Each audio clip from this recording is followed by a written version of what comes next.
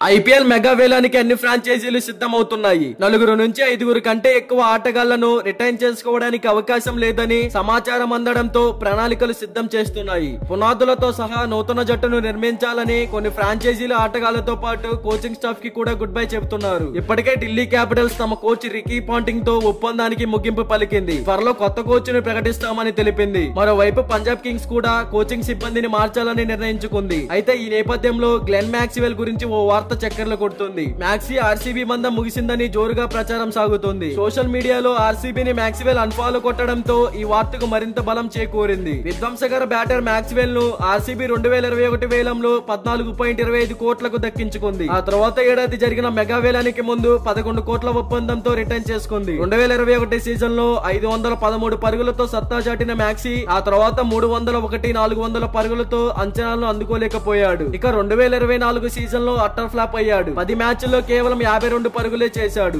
ఈ నేపథ్యంలో మ్యాక్స్వెల్ పై వేటు వేశారని సోషల్ మీడియాలో వార్తలు వస్తున్నాయి. మ్యాక్స్వెల్ స్థానంలో యువ ఆల్రౌండర్ అయిన విల్ జాక్స్ ను జట్టులోనే కొనసాగించాలని ఆర్సీబీ ఫ్రాంచైజీ భావిస్తుందని రాసుకొచ్చింది. కాగా ఇటీవల జరిగిన మేజర్ క్రికెట్ లీగ్ 2024 లో మ్యాక్సీ ఫామ్ లోకి వచ్చాడు. వాషింగ్టన్ ఫ్రీడమ్ ట్రోఫీ గెలవడంలో కీలక పాత్ర పోషించాడు. అయితే మ్యాక్సీ సోషల్ మీడియాలో అంతకు ముందు ఆర్సీబీ ఫాలో అవుతాడా లేదా అనే విషయంపై స్పష్టత లేదు. కానీ ఇన్స్టాగ్రామ్ లో అన్ఫాలో చేశాడని ప్రచారం బాగా సాగుతోంది. మరోవైపు కేఎల్ రాహుల్ ఆర్సీబీలోకి వస్తాడని వార్తలు వస్తున్నాయి. ఈ విషయాలపై స్పష్టత రావాలంటే మరికొన్ని రోజులు ఎదురు చూడాల్సింది. మరి ఒకవేళ ఆర్సీబీ కనుక మ్యాక్స్వెల్ ని వదిలేస్తే మ్యాక్స్వెల్ ని ఏ టీం తీసుకుంటే బాగుంటుంది అనుకుంటున్నారో కామెంట్ చేయండి. అండ్ ఇలాంటి డైలీ క్రికెట్ అప్డేట్స్ కోసం అండ్ మెగా వేలానికి సంబంధించిన ఇన్ఫర్మేషన్ కోసం మన ఛానల్ ని సబ్స్క్రైబ్ చేసుకోండి. అలాగే ప్రక్కన ఉన్న గంట సింబల్ యాక్టివేట్ చేసుకోండి. Thank you for watching.